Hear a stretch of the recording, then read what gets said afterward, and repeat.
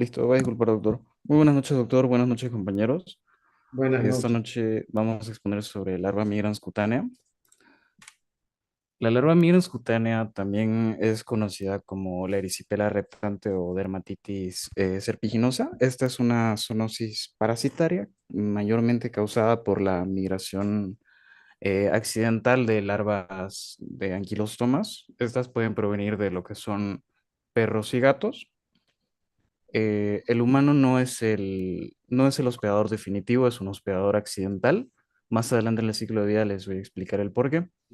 Pero estas infecciones, la característica son las lesiones que producen, que son lesiones serpiginosas. Aquí en Bolivia también es conocida como saballón, si no me equivoco.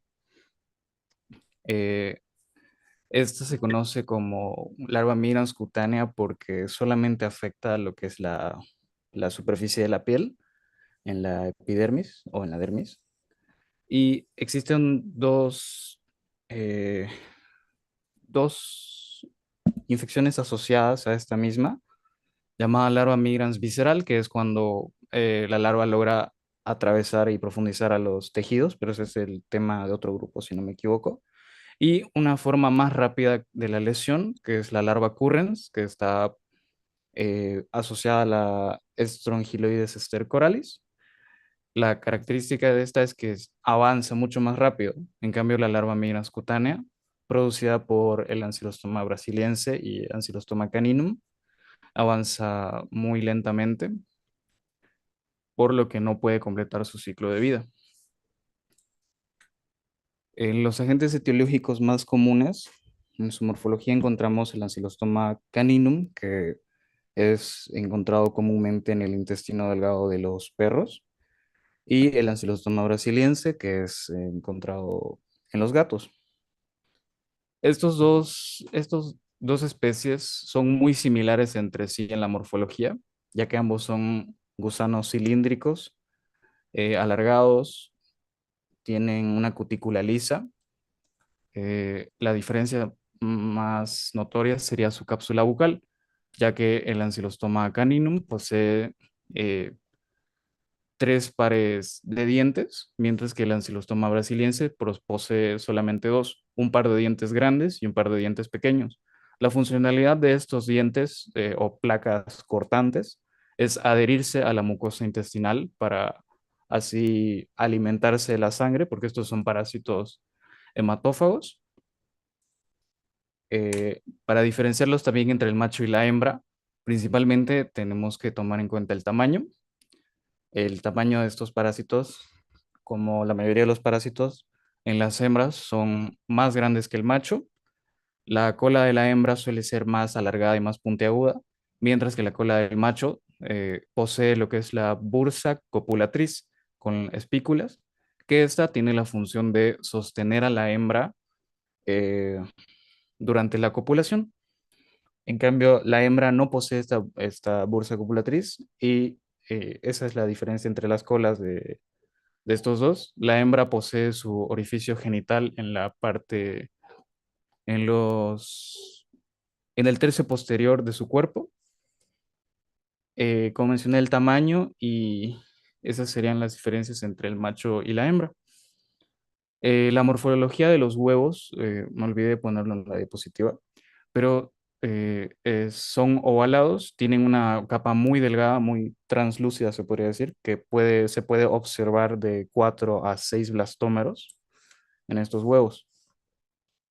Pasando al ciclo de vida, como mencioné antes, el ser humano es un hospedador accidental, ya que estas larvas no pueden atravesar la membrana basal para diseminarse vía hematógeno.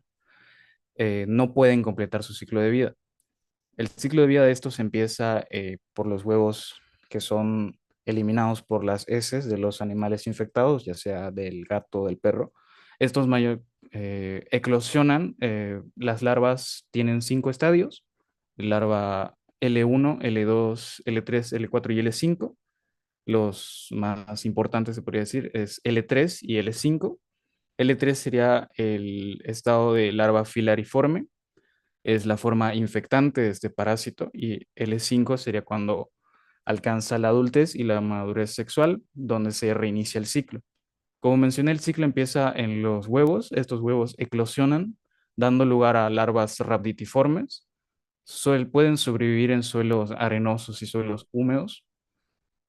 Estos eh, pasan de su estadio de L1 a L2 al cabo de unos días, creo que aproximadamente una semana, y luego se transforman en L3. Cuando alcanzan su forma infectante, estos son capaces de penetrar en la piel.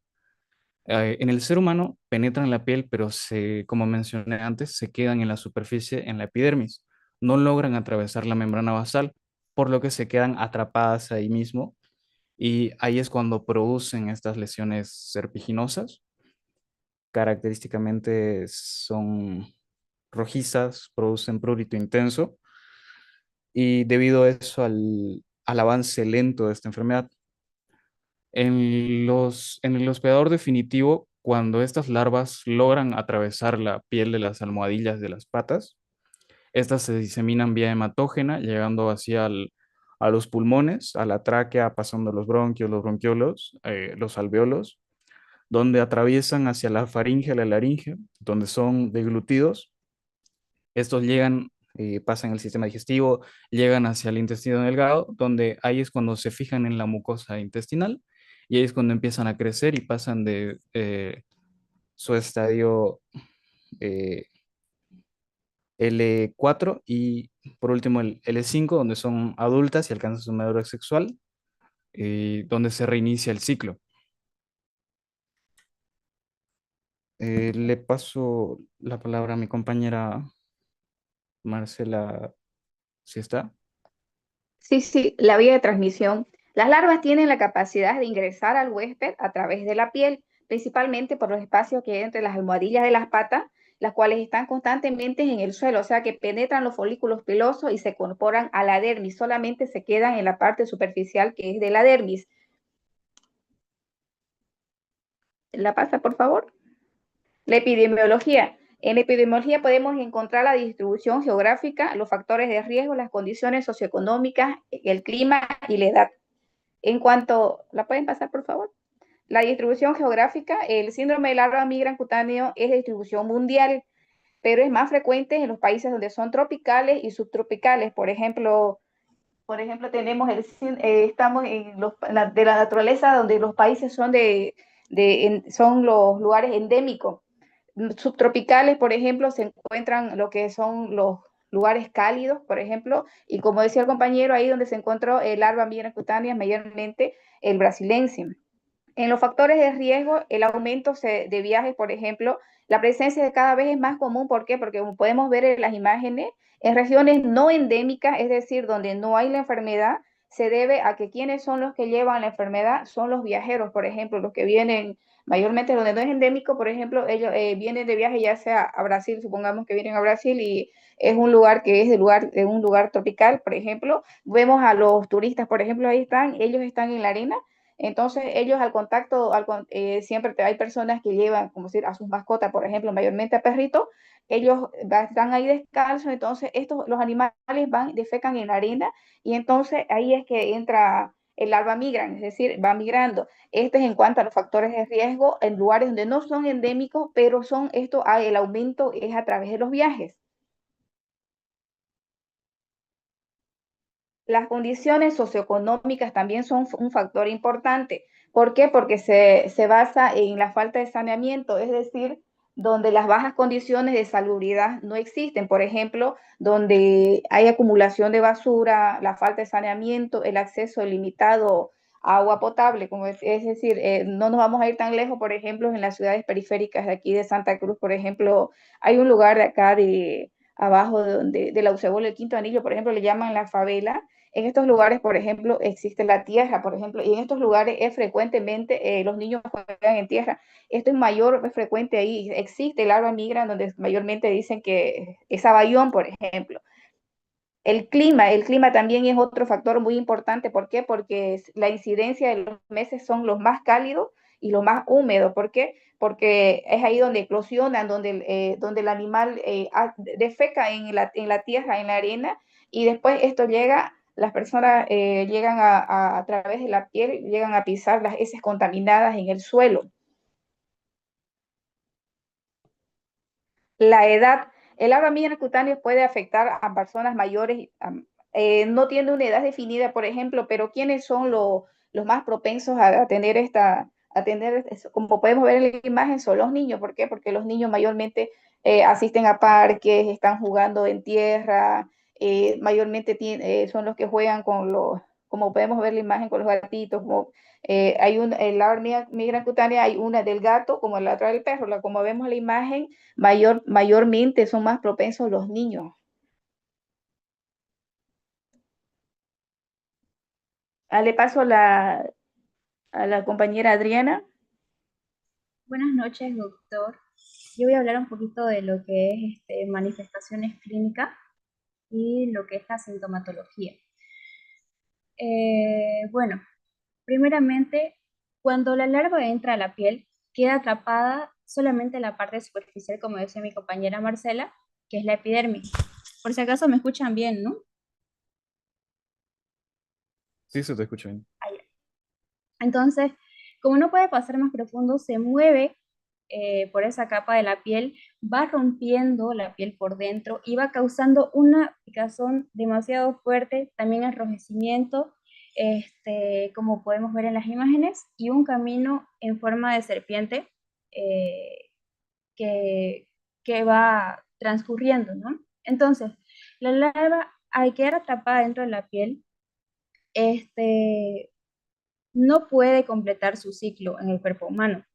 Entonces, ¿a qué me refiero cuando estoy diciendo a que la larva no puede completar su ciclo? Me refiero a que la larva no puede realizar todas las etapas de su vida dentro del cuerpo humano, a menos que sea su hospedador natural, como es el perro y el gato, ¿no?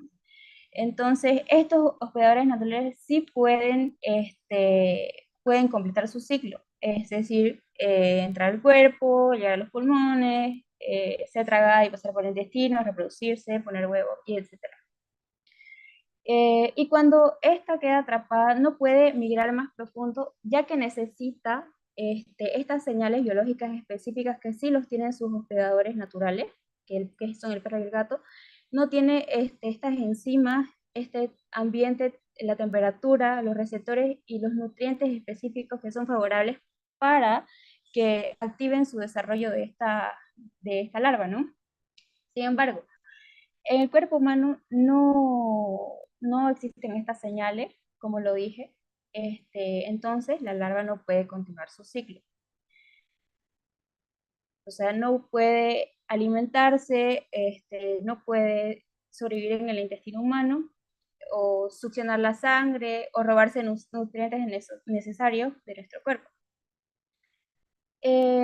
Cuando hay esta invasión cutánea, se va a producir un proceso doloroso y muy pruriginoso, que va a causar la picazón intensa, que suele ser el primer síntoma en el paciente. Eso es lo que nota primero el paciente, ¿no? Entonces, empiezan a aparecer estos canales o trayectos que son ondulados. A esto se le llama lesiones serpiginosas, como decía nuestro compañero Alexander, que representan al corrido debajo de la piel de la larva. Eh, son, son rojizas, tienen un color rosado, que van avanzando lentamente unos milímetros hasta llegar desplazándose en un punto, puede ser en lugares como los muslos, que son las manos, lugares característicos, ¿no? Y en cuanto a la evolución de las lesiones, primero va a aparecer la pápula, que la vamos a ver en la siguiente imagen, pero en la siguiente diapositiva que les voy a mostrar, que es una pequeña elevación de la piel. Luego va a aparecer el eritema, que es el enrojecimiento causado por la inflamación. Y más tarde puede formarse vesículas, que son pequeñas ampollas llenas de líquido. Eh, Todo este proceso suele ser demasiado lento, especialmente comienza ese movimiento al acostarse la persona por las noches, porque ahí es cuando inicia la picazón que se intensifica. Y en algunos casos graves, debido a que la persona al sentir esa necesidad de rascarse, ¿no? Puede producir que al momento de rascado intenso, la persona cree una infección bacteriana secundaria. Entonces, cuando esto ocurre, se observan todas esas pequeñas pústulas, pequeñas lesiones con signos de inflamación local, como enrojecimiento, dolor, calor en la zona afectada. A estos signos que acabo de mencionar, se le llama signos de flebosis. Dolor, calor, que se producen, que produce la larva, ¿no? Dentro de la piel. Entonces, todos estos signos de picazón intensa o líneas onduladas y casos severos como son la infección secundaria con pústulas, la inflamación, eh, es, hacen que produzca un cambio inmenso en el área de la piel. Entonces, cuando hay, obviamente también hay prurito, cuando hay ese prurito intenso más la irritación que hay en la piel, generan un deseo exagerado de rascarse. ¿Y qué es lo que pasa? Lleva al daño de la piel, lleva a que la barrera cutánea se rompa, produciendo exfoliaciones, que exfoliaciones quiere decir que son eliminaciones mecánicas de la capa superficial de la piel, que es la epidermis, lo que hace que se produzca heridas, rasguños, y esas heridas y rasguños pueden dejar microheridas o zonas demasiado vulnerables en la piel. Entonces, cuando la piel ya está irritada, con inflamación local, con aumento de riesgo sanguíneo por la reacción del hospedero, entonces esos rasguños, exfoliaciones, dan paso a una vía de entrada para que las bacterias de la piel o bacterias que ya existen en el ambiente, bacterias como por ejemplo la Streptococcus pyogenes, puedan ingresar.